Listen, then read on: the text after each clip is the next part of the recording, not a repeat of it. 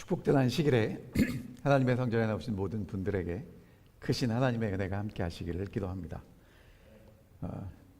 지난 한 주일 동안 여러분들이 유튜브를 통해서 이제 잘 말씀을 들으셨고요. 오늘은 또 저희가 저희 교회에서 모여서 함께 예배를 드리게 되었습니다. 오늘 설교의 제목은 이제 우리가 어떻게 용서하고 살아가야 할까에 대한 내용입니다. 그래서 제목이 서로 용서하라입니다. 화면 좀 바꿔주세요.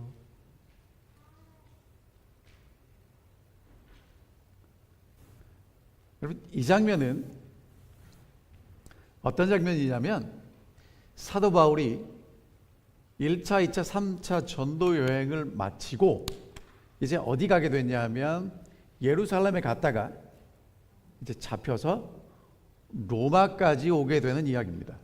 로마에서 사도 바울은 사랑하는 믿음의 형제들에게 편지를 4권을 써요. 그래서 그것이 여러분들이 잘 아시는 대로 골로새서, 그 다음에 빌립보서, 에베소서, 그리고 빌레몬서 4권의 책을 씁니다.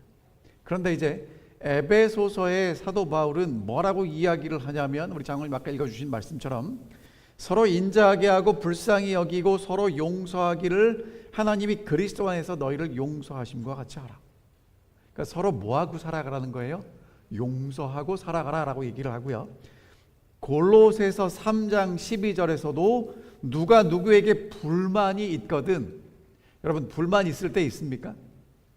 언제 제일 많아요? 어디서 제일 많이 경험합니까? 집에서. 불만이 있거든. 자주 보면 불만이 생깁니다. 서로 용납하고 피차 용서하되 주께서 너희를 용서하신 것 같이 너희도 그리하라, 이렇게 말씀하십니다. 자, 여러분, 제가 요즘 계속해서 여러분들에게 무엇을 강조해서 말씀드리고 있냐면 예수를 믿고 예수님의 제자가 되는 건 혼자 되는 것 절대로 아니라는 것입니다. 서로 인자하게 여기고 서로 불쌍히 여기고 서로 용서하라, 함께 하는 거죠. 여러분, 신앙생활은요 혼자 하는 게 아니라 더불어 함께 하는 것인데, 더불어 함께 하는 방법이 무엇이냐? 서로 용서해야 더불어 함께 살아갈 수 있다는 것입니다. 그럼 서로 더불어 함께 살아갈 수 있는 방법은 하나님이 그리스도 안에서 너희를 용서하심과 같이 그렇게 용서하면 된다고 말씀하십니다. 자, 여러분, 용서가 무엇인가 계속해서 말씀을 나눴지만 다시 한번 정리합니다. 사전에 요즘은 이제 인터넷에 사전이 있잖아요. 거기 보니까 이렇게 써 있습니다. 우리에게 부당하게 해를 입힌 사람에게 분개, 부정적 판단, 무관심한 행동을 할 권리를 자진해서 포기하고 그를 향해 연민, 관대함, 심지어 사랑이라는 과분한 속성들을 마음에 품는 것이 용서다, 그렇게 이야기를 합니다.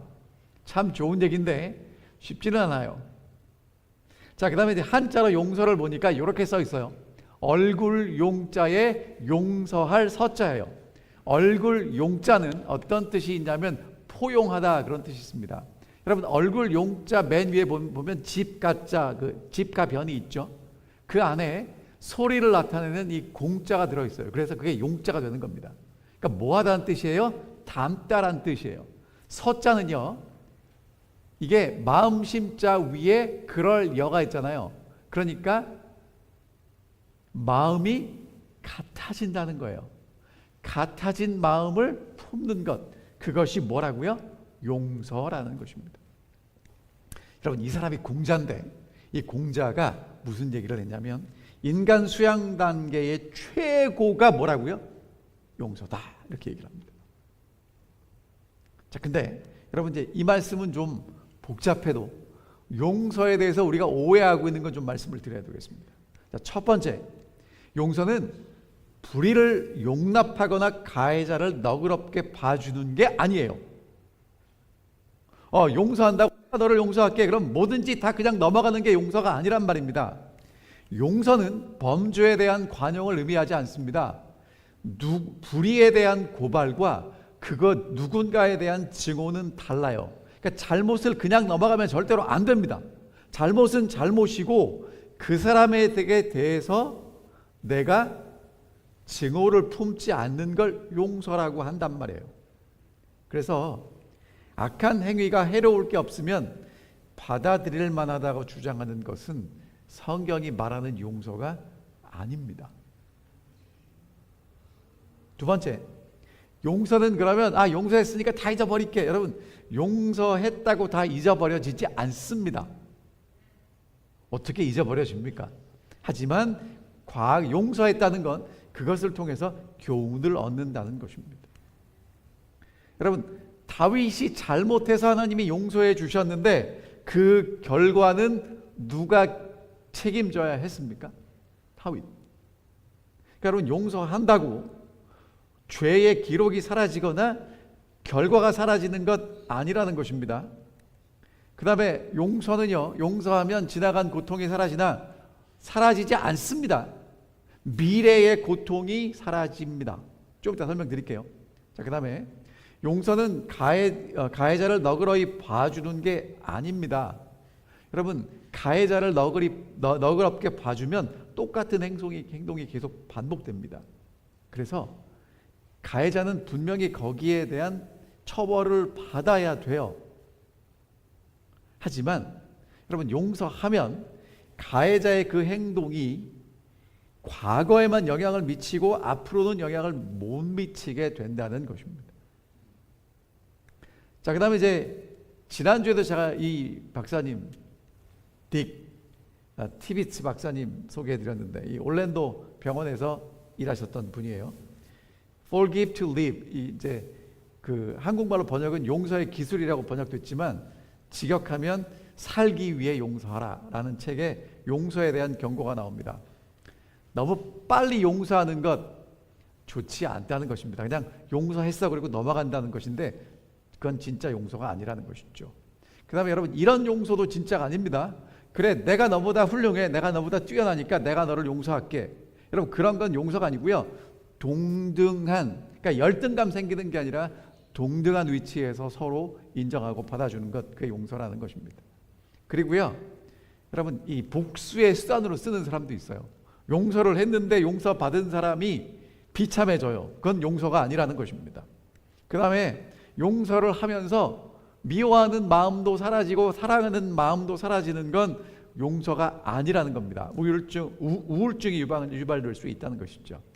그 다음에 용서라는 이름으로 내가 무조건 희생하는 것, 비굴한 것까지 가는 것, 용서가 아니라고 이야기합니다. 그 다음에 이런 것도 아니에요, 여러분. 분위기가 그래서 어쩔 수 없이 주변에 있는 사회적 압박 때문에 용서하는 것도 옳지 않답니다. 그리고 다른 사람을 대신해서 용서하는 것도 바람직하지 않죠. 자, 그럼 용서가 뭔가 다시 한번 살펴보겠습니다. 자, 여러분, 용서하려면 먼저 뭘 생각하셔야 되냐면 삶이 불공평하다는 것입니다. 여러분, 그렇게 인정하십니까? 여러분, 살아보시니까 삶이 공평하든가요? 불공평하든가요? 불공평합니다. 왜냐? 나도 내 행동이 통제가 안 되는데 그 사람은 통제가 됐겠어요? 그 다음에 여러분, 살면서 예측하지 못한 일이 얼마나 많이 생기나요? 그래서 우리의 삶은 공평하지 않습니다. 공정하지 않습니다. 공정하게 살 수도 없습니다. 삶에 불행이 오는 것, 내 탓도 아니고 그 사람 탓도 아니라는 것입니다. 그럼 여러분, 살아가다가 불행이 왔을 때 찾아오는 건 어떻게 할 수 없지만 그것에 대해서 우리가 올바르게 반응할 수 있는데, 그게 뭐냐면 용서라는 거예요. 상처를 준 사람에게 갚아라라고 우리가 쫓아다닌다고 그 사람이 갚아줄 수도 없을 뿐 아니라 갚아줄 마음이 없으면 우리는 계속 그 사람에게 끌려다니게 돼 있어요. 근데 용서를 하면 그 사람을 그냥 보내줄 수 있게 되는 것입니다. 그러니까 여러분, 용서를 해야 정말 행복해져요. 그리고 내가 나다운 삶을 살아가게 됩니다. 그러니까 여러분, 용서라는 건요, 뭐냐면 어제 누군가가 나한테 정말 못할 짓을 했어요. 그럼 보세요. 이제 그걸 용서하지 않으면 어떻게 되냐면 오늘도 나는 거기에 사로잡혀 삽니다. 그럼 오늘을 제대로 살 수 있어요, 없어요? 없죠. 그러니까 내가 어제 일은 어제 버리고 오늘을 살아가려면 뭐 해야 돼요? 용서해야 돼요. 그래야 미래를 이 사람이랑 상관없이 하나님이 내게 주신 삶을 살아갈 수 있어요. 근데 용서하지 못하면 그 사람 데리고 다녀야 돼요. 근데 좋은 사람입니까? 안 좋은 사람입니까? 싫은 사람인데 계속, 여러분 그거 쉽지 않다는 거예요.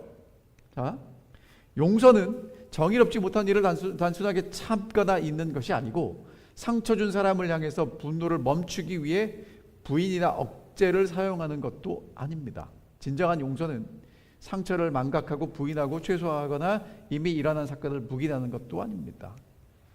범죄를 인지하고 받아들이고 이를 초월하기 위해서 방법을 찾는 것인데요. 여러분, 그 누군가 나한테 잘못해가지고요, 막 화가 날 때 있잖아요. 그럼 어떻게 하셔야 되냐면, 아, 내가 화가 났구나, 그렇게 하시면 돼요. 뭐 했구나 하시면 된다고요? 그러니까 그냥 여러분, 저도 잘 안 되는데 화가 막 날 때 있잖아요. 그때 뭐 하셔야 되냐면, 아, 내가 화가 났구나. 근데 그때 뭘 어떻게 하시면 좋냐면요, 이렇게 하시면 좋아요. 여러분, 내가라고 하지 마시고요, 이렇게 설명드릴게요. 옆에 있는 사람이 화가 났어요. 그럼 여러분, 그것 때문에 여러분의 마음이 힘들고 막 어려움을 하시는, 옆에 사람이 화가 났구나, 그리고 가시잖아요. 그러니까 여러분, 화가 났을 때 어떻게 하시면 되냐면, 아, 김승덕이가 화가 났네. 누구 얘기? 내 얘기인데 나를 제3자처럼 부르는 거예요. 여러분, 그러면 그렇게 부르고 나잖아요. 그럼 이게 옆에 있는 사람, 개똥이가, 홍길동이가 화가 났네를 바라보는 것처럼 바라볼 수 있게 된다는 거예요. 자, 진정한 용서는 우리에게 행해진 잘못과 그 잘못을 저지른 사람도 놓아주는 것입니다. 그리고 제가 이 말씀을 준비하다가요, 어떤 분이 이렇게 아주, 여러분과 제가 다 공감할 수 있는 예를 들었어요. 여러분, 요게 뭔지 아세요? 이게 보여요, 안 보여요? 안 보이는데 다 경험해 보셨죠? 지금 손에 뭐가 박혔습니까? 다 가시잖아요. 근데 여러분, 손에 가시가 박히면 움직일 때마다 따끔거려요. 보여요, 안 보여요? 안 보이죠. 그래서 뭐 쓰고 보셔야 돼요? 돋보기. 여러분, 혹시 가시가 박혔는데 가시 박힌 채로 그냥 살면 됩니까, 안 됩니까? 여러분, 그냥 사실래요, 빼실래요? 빼죠. 안 빼면 어떻게 되냐면요, 그거 붉게 되고요, 그게 골마서 고름이 나고 통증이 생길 수도 있어요. 그러니까 반드시 뭐 하셔야 됩니까? 반드시 제거하셔야 합니다. 여러분, 이런 얘기는 어디서 배우는 거죠? 유치원. 누구나 아는 얘기예요. 자, 가시는 반드시 빼야 돼요. 그럼 여러분 보세요. 마음의 상처를 준 사람에 대한 분노를 품는 건 마음속에 뭐 같아요? 가시 같아요. 크진 않는데 계속해서 우리를 이렇게 뭐 집중하지 못하고 계속 우리를 건드려요. 때로는 그게요, 상처가 골무면 속에 응어리가 질 수도 있어요. 해결되지 않습니다. 분노로부터 비록되는 복수심을 놓지 않으려는 태도는 손에 박힌 가시를 그냥 내버려 두는 것과 같습니다. 여러분, 그러니까 마음속에 가시가 박히면 어떻게 하시면 돼요? 뽑아내시면 되는데 그게 싫어요. 그렇죠? 하지만 여러분, 살려면 어떻게 하셔야 돼요? 뽑아내셔야 돼요. 자, 이 마르틴 셀리그만이라는 이 학자가 이런 얘기를 했어요. 용서하지 않는다는 사실만으로 가해자에게 보복하는 것은 아니다. 용서란 원한을 말끔히 지우는 일이 아니다. 기억 끝에 달려있는 말만 긍정적으로 바꾸는 데 지나지 않는다. 그러니까 여러분, 용서라는 건요, 사건이 사라지는 것도 아니고 감정이 사라지는 것도 아니지만 그것에 대해서 내가 이해를 더 풍성하게 하는 것입니다. 그러니까 용서는요, 사건을 잊어버리는 게 아닙니다. 어떻게 기억하느냐 문제라는 것입니다. 그러니까 용서를 잘못된 행동을 잘했어 그냥 넘어갈게 그런 거 아니라는 거예요. 용서와 관용은 다릅니다. 그러니까 상대방이 잘못하면 잘못에 대해서 윤리적인 법적인 책임을 물어야 합니다. 여러분 그냥 넘어가지 마세요. 하지만 문제는 뭐냐면 여러분이 그 사람을 용서하지 않으면 복수하고 안갚음 품고 다니시잖아요. 여러분 그게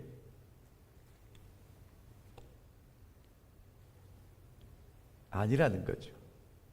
그러니까 인과관계 법칙을 무시하는 게 아니고 이 안갚음하고 싶다는 것, 그것을 여러분이 푸셔야 건강하고 행복하게 살아갈 수 있다는 것입니다. 용서란 현재 평온을 회복하고 미래의 희망과 삶의 목적을 되살리기 위해 과거에 받은 분노와 상처에 새로운 틀을 씌우는 작업이다. 그러니까 아까도 말씀을 드렸지만 여러분 어제 일어난 사건이 오늘까지 영향을 미치는 건 누구 손해예요? 내 손해죠. 그러니까 어제 일은 어제로 끝나고 오늘을 우리가 살아가려면 어제 일어났던 일에 대해서 우리는 뭐 해야 되냐면 용서해야 한다는 것입니다. 누구도 과거로 돌아가서 그 일을 바꿀 수는 없어요. 하지만 그 과거가 오늘 나에게 미치는 태도와 생각은 바꿀 수 있어요. 그래서 어떻게 내가 받아들이느냐에 따라서 내 삶이 달라진다는 것입니다. 자, 여러분 그러면 여러분들에게 아주 정말 여러분도 기억할 수 있는 한 가지 예를 드릴게요. 여러분 요게 뭔지 아세요? 기억나십니까? 911. 여러분 전날 저 쌍둥이 빌딩에 일하러 갔던 사람들이 이렇게 많아요. 저 사람들은 왜 죽었죠? 이유가 있습니까? 없습니까? 없어요. 그 가족들이 아직도 마음의 상처가 있어요. 자, 근데 이제 조사를 해보니까 몇백 명의 사망자와 피해를 남긴 이 폭파범 붙잡아다가요, 사회가 그들에게 대하여 적절한 처벌 사형 언도예요. 그래서 그 가족들을 마음을 보살하려고 했는데 피해자 가족들은 사회가 할 수 있는 최고의 수준인 사형을 시켰는데 마음의 상처와 분노는 해소되지 않았다는 거예요. 여러분 그러니까 똑같이 돌려줘도 해결되지 않는 마음의 상처가 있어요. 그 상처를 해결하려면 뭐 해야 되냐면 용서해야 되는 것입니다. 갚는다고 해결되지 않기 때문에 그 문제를 해결하기 위해서는 여러분이 뭐 하셔야 돼요? 용서하셔야 돼요. 그럼 여러분 용서의 마음의 준비는 어떤가? 자, 마음속에 분노가 먼저 해소되어야 합니다. 분노가 있는 상태에서는요, 제대로 된 판단을 할 수 없어요. 내 고통만 보입니다. 이렇게 얘기할 수 있어요.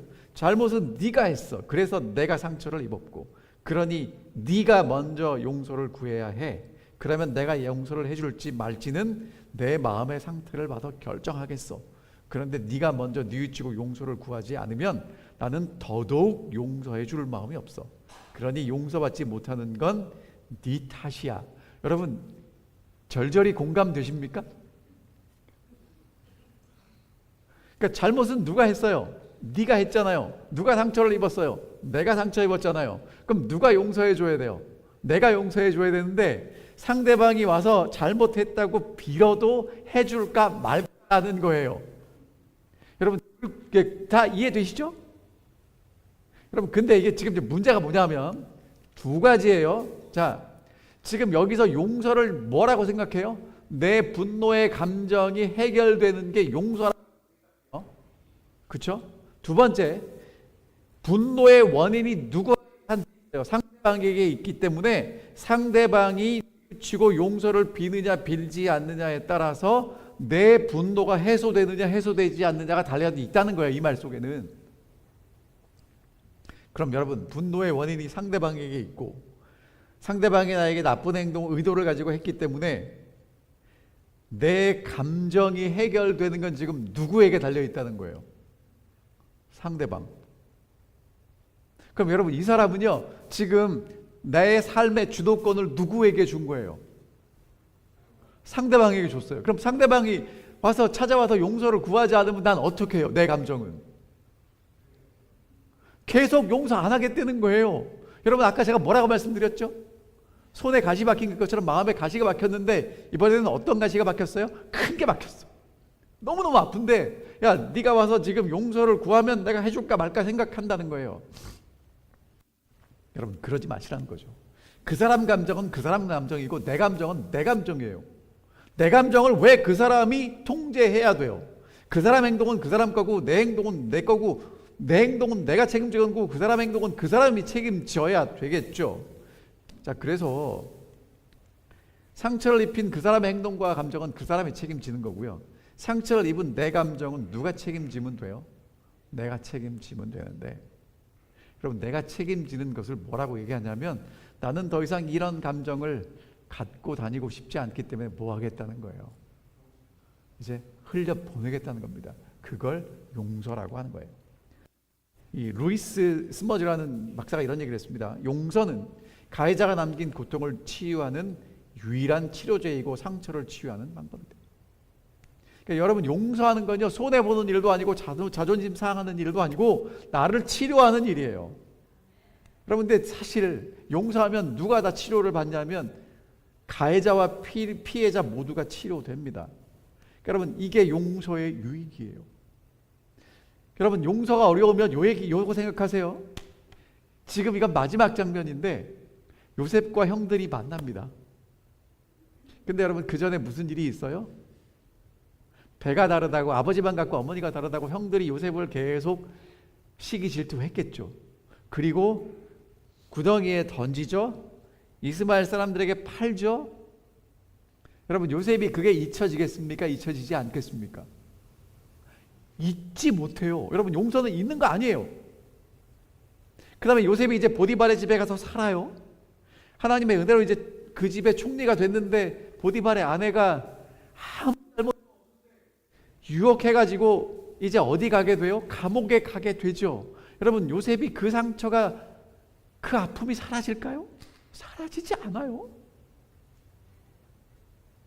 근데 여러분, 하나님은 그것을 통해서 요셉이 바로의 꿈을 해석하게 하시고 애굽의 총리가 되게 하세요. 그래서 애굽을 다 구원하고 가족들을 구원하게 하세요. 근데 형들이 이제 요셉을 만났을 때 요셉이 얘기합니다. 당신들이 나를 이곳에 팔았다고 해서 근심하지 마시고 한탄하지 마십시오. 하나님이 생명을 구원하시려고 나를 당신들보다 먼저 보내신 것입니다.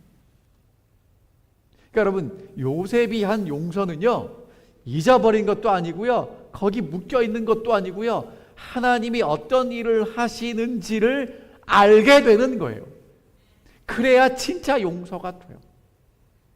여러분, 진짜 하나님 믿으십니까? 한 분만 믿으세요? 정말 하나님 살아계심을 믿으십니까? 그럼 하나님이 나한테 가장 좋은 거 주신다고 믿으세요? 여러분, 지금 일어나는 일들이, 여러분, 요셉이요 팔려갈 때 좋긴 뭐가 좋냐고요. 감옥에 처박힐 때 뭐가 좋냐고요.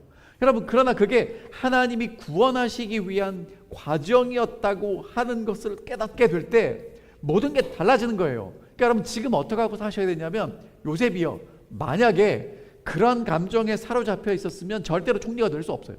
어떻게 사는 거냐면 그런 것들을 흘려보내는 겁니다. 그리고 오늘 내 삶을 살아가는 거예요.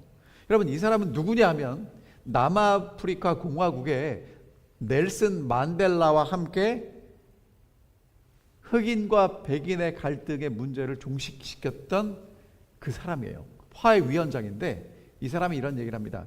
인간의 존재가 지속되기 위해서는 절대적으로 용서가 필요합니다. 여러분, 사람들이 죽지 않고 살려면 뭐 해야 돼요? 용서해야 돼요. 우리 가정이 깨지지 않고 유지되려면 뭐 해야 돼요? 용서해야 돼요. 올랜도 중앙교회가 정말 하나님이 원하시는 교회가 되려면 뭐 해야 돼요? 용서해야 돼요. 여러분, 용서는 과거를 바꾸는 게 아닙니다. 현재의 선택을 할 수 있도록 자유를 주는 것이죠.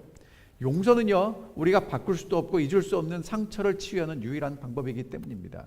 용서는 쓰라린 기억을 감사의 기억으로, 비겁한 기억을 용기 있는 기억으로, 노예였던 기억을 자유로운 기억으로 바꾸어 놓습니다. 그리고 여러분, 용서는요, 누군가 말살시킨 자존심을 회복시키는 거예요. 그러니까 내 과거를 산산이 부숴뜨려 놓았을지라도 용서를 통해서 그 마음을 다시 회복시키고, 그리고 오늘을 나는 하나님이 내게 주신 길을 걸어가는 그 사람이 해야 될 것이 용서라는 것입니다. 여러분, 이 사람이, 제가 사진을 찾아봤더니 어니스트 헤밍웨이예요. 단편 소설을 썼는데 그 소설에 이런 이야기가 있답니다. 이 스페인의 마드리드에 파코라는 이름은 프란체스코의 줄임말이래요. 이 파코의 아버지가 했던 한 재밌는 이야기가 있는데, 이 아버지가 시골에 있다가 이 마드리드 그 수도에 가서, 옛날에는 요즘처럼 SNS가 없으니까 신문에 이제 그 광고를 낸 거예요. 뭐라고 썼냐면, 파코야, 화요일 정오에 몬테나 호텔에서 만나자. 아빠가 다 용서했다. 그렇게 광고를 낸 거예요. 그랬더니 그 돌아오는 화요일 날 파코라는 이름을 가진 젊은 사람이 800명이 왔답니다. 무슨 얘기입니까? 그만큼 용서가 필요했다는 거죠. 이 이야기가 설득력 있는 이유는 아들이든 딸이든 아버지든 친구든 어머니든 동료든 간에 다 용서받고 싶어 한다는 거죠. 왜냐? 용서를 통해서 관계가 개선되고 우리가 살아갈 수 있기 때문에 그렇습니다. 여러분, 그래서 요즘은요, 용서 테라피가 나왔어요. 그러니까 병원에서 사람들을 고치다 보니까 왜 이 사람들이 안 고쳐질까 고민하다가 어떻게 하면 고쳐질까를 발견했는데, 그게 뭐예요? 용서예요. 그래서 용서로 사람을 치유하는 방법이 나왔고, 사람들이 정말 어마어마하게 연구를 하고 있어요. 용서는 우리를 자유하게 합니다. 자, 근데 여러분, 이제 잘 들으셔야 돼요. 왜 잘 들으셔야 되는가? 용서는요, 하나님의 아들의 특권입니다. 자, 여러분, 예수님이요, 한 번은 어느 집에서 가버나움이라는 동네에서 사람들을 가르치고 계셨는데 사람들이 꽉 찼어요. 근데 중풍병자가 이제 다 죽어가면서 친구들에게 부르는 겁니다. 저는 예수님 한 번만 봤으면 좋겠다고. 그래서 친구들이 이제 이 중풍병자를 데리고 예수님을 만나러 가요. 근데 예수님이 집 안에 있는데 사람들이 꽉 차가지고 들어갈 수가 없는 겁니다. 그럼 여러분 어떻게 해야 돼요? 집에 가야죠. 못 보는데. 근데 하도 예수님 만나겠다고 그러니까 이 친구들이 이 사람을 데리고 지붕으로 올라갔어요. 그리고 지붕을 뜯어내고 이 사람을 이렇게 달아내립니다. 그때 예수님이 이렇게 말씀하세요. 침상에 누운 중풍병자를 사람들이 데리고 오늘 예수님이 그들의 믿음을 보시고 중풍병자에 이르되, 소자야, 옛날에는 소자였는데 지금 이제 작은 자야, 안심하라, 내 죄사함을 받았느니라, 이렇게 하셨어요. 그랬더니 그 옆에 있던 서기관들, 율법주의자들, 종교 지도자들이 뭐라고 했냐면, 이 사람이 신성모독을 하네. 무슨 얘기냐? 야, 하나님만 사람을 용서할 수 있는데 지금 누가 사람을 용서한다는 거예요? 예수님이 그 생각을 하시고 이르시되, 너희가 어찌하여 마음에 악한 생각을 하느냐? 내 죄사함을 받았느니라는 말과 일어나 걸어가라 하는 말 중에 어느 것이 쉽겠느냐? 그러면 이렇게 말씀하십니다. 인자가 세상에서 죄를 사하는 권능이 있는 줄 너희로 알게 하려 하노라. 그리고는 이 사람을 고쳐 보냈어요. 그 다음에 여러분 이렇게 얘기합니다. 무리가 보고 두려워하며 이런 권능을 사람에게 주신 하나님께 영광을 돌리니라. 여러분, 너무 잘 아시는 말씀이에요. 예수님이 중풍병자를 고쳤는데 뭐라고 고쳤다고요? 그 전까지는 소자야 일어나라, 아니 뭐 내가 너를 고쳤다, 그렇게 고치셨는데 여기서는요, 소자야 내 죄 사함을 받았느니라. 하나님이, 예수님이 용서하시고 고치세요. 그랬더니 율법주의자들은 아니 어떻게 사람이 사람을 용서해, 이렇게 했다는 거죠. 근데 예수님 뭐라고 말씀하시냐면, 인간이 되신 하나님이 사람을 용서할 수 있다는 걸 보여주셨어요. 그리고 사람들은 야, 이런 권능을 사람들에게도 주셨네 하고 하나님께 영광을 돌렸다는 것이죠. 보세요, 여러분. 예수님이 이 땅에 계실 때 용서하는 것을 보여주셨어요. 그리고 제자들에게 용서할 수 있는 권능을 주셨어요. 여러분, 그러니까 이게 뭐냐면 하나님만 할 수 있는 그 영역을 이제 누구에게도 주셨어요? 예수의 제자들에게도 주신 겁니다. 그러니까 여러분, 오늘 여러분과 제가 용서하고 살아간다는 건 우리가 지금 수준이 누구 수준으로 올라간다는 거예요?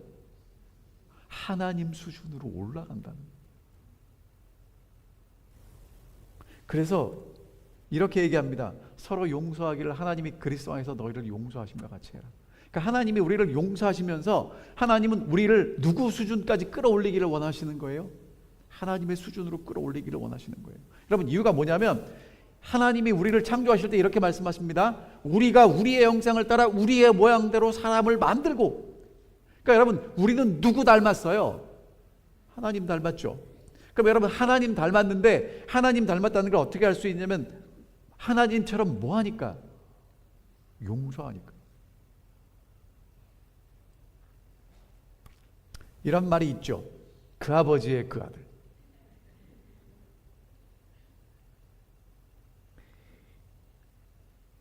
어떤 집은 전화하면 아버지하고, 그러니까 옛날에, 요즘은 다 핸드폰을 쓰니까 그런 일이 없지만 옛날에는 집안에 전화기 하나 있었잖아요. 전화하면 아버지 목소리하고 아들 목소리하고 똑같아가지고 헷갈리는 집도 있어요. 저희 집은 보니까 저하고 아들하고 뒤통수가 똑같이 생겼습니다.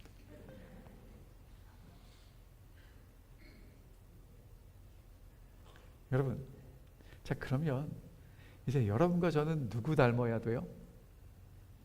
우리가 하나님을 뭐라고 불러요? 하나님 아버지라고 부르죠. 누구 닮아야 돼요? 하나님 닮아야 되잖아요. 예수님이 마태복음에 이렇게 말씀하십니다. 너희 원수를 사랑하며 너희를 박해하는 자를 위하여 기도하라. 이같이 한즉 하늘에 계신 너희 아버지의 아들이 되리라. 여러분, 하나님의 아들이 되는 방법은요, 용서하는 거예요. 왜? 예수님이 십자가에서 뭐라고 기도하셨습니까? 아버지, 저들을 용서해 주십시오. 근데 여러분, 이게 왜 놀랍냐면 예수님이 십자가에 달려 돌아가시고 무덤에 장사되시고 이제 일요일에 부활하셔요. 그 다음에 제자들에게 나타나십니다. 예수님이 내가 부활했음을 제자들에게 보이세요. 그 다음에 하신 말씀입니다. 예수께서 이르시되 너희에게 평강이 있을지어다. 아버지께서 나를 보내신 것 같이 나도 너희를 보내노라. 여러분, 하나님이 예수님을 보내신 것처럼 예수님도 이제 제자들을 보내는 그 말씀을 하시면서 숨을 쉬어요. 그 다음에 뭘 받으래요? 성령을 받으래요. 그 다음에 하신 말씀입니다.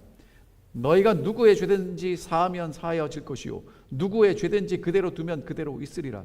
여러분, 뭐 하라는 얘기예요? 용서하라는 얘기죠. 그러면 여러분, 부활하신 예수께서 제자들에게 주신 사명은 뭐 하라는 거예요? 용서하라는 것입니다. 그럼 여러분과 제가 진짜 성령을 받았는지 안 받았는지 어떻게 알 수 있어요?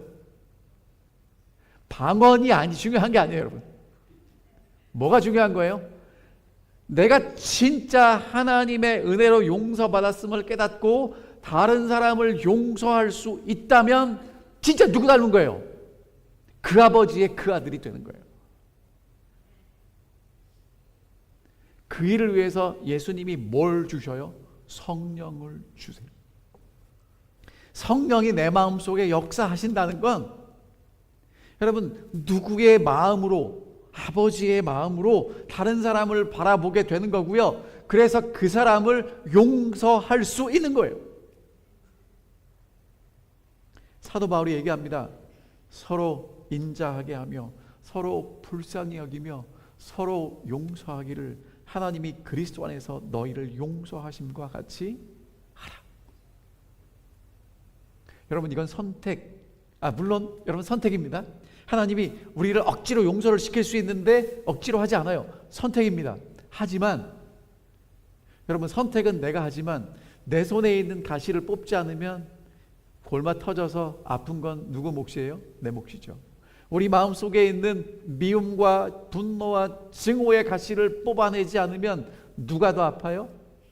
내가 원수를 갚기 전에 내가 다 아파요. 그리고 제가 아까 여러분들에게 보여드렸죠. 내가 미워하는 그 사람이 죽으면 모든 게 해결될까요? 되지 않는다는 겁니다. 그래서 여러분, 진짜 하나님의 아들은 뭐예요? 용서합니다. 하나님이 용서하셨고요, 하나님의 아들이 용서하셨고요, 하나님의 아들과 딸로 부르심을 받은 여러분과 제가 해야 될 게 용서입니다. 우리를 용서하시고 예수님은 천국의 열쇠를 우리 손에 맡기셨습니다. 가서 풀라는 거예요. 묶인 것 다 풀어버리라는 겁니다. 닫힌 것 열어버리라는 것입니다. 여러분, 이게 안 될 때는 뭐 하셔야 돼요? 기도하셔야 돼요. 자, 기도하시면 누가 오실 거예요? 하나님의 성령께서 오셔서 우리 마음을 부드럽게 하시고 우리 속에 막힌 것들을 뚫어버리실 것입니다. 진짜 하나님의 아들과 하나님의 딸이 되게 하실 것입니다. 여러분, 한 번 했는데 안 되면 어떻게 하시면 돼요? 두 번 하시면 안 되고요, 두 번 하시는데 안 되면 몇 번 하시면 돼요? 될 때까지 하시면 됩니다. 의인은 7번 넘어질지라도, 성경에 뭐라고 써 있는지 아세요? 다시 일어나려니 이렇게 써 있어요. 7번 넘어져서 8번 일어난다라고 써 있지 않고요, 7번 넘어질지라도 다시 일어나려니. 그러니까 안 되면 언제까지 하시면 돼요? 될 때까지. 정말 서로 사랑하고 서로 용서하는 것이 무엇인지를 경험하고 살아가는 그런 하나님의 아들과 딸로 사시기를 간절히 바라면서 오늘 말씀을 줄이겠습니다.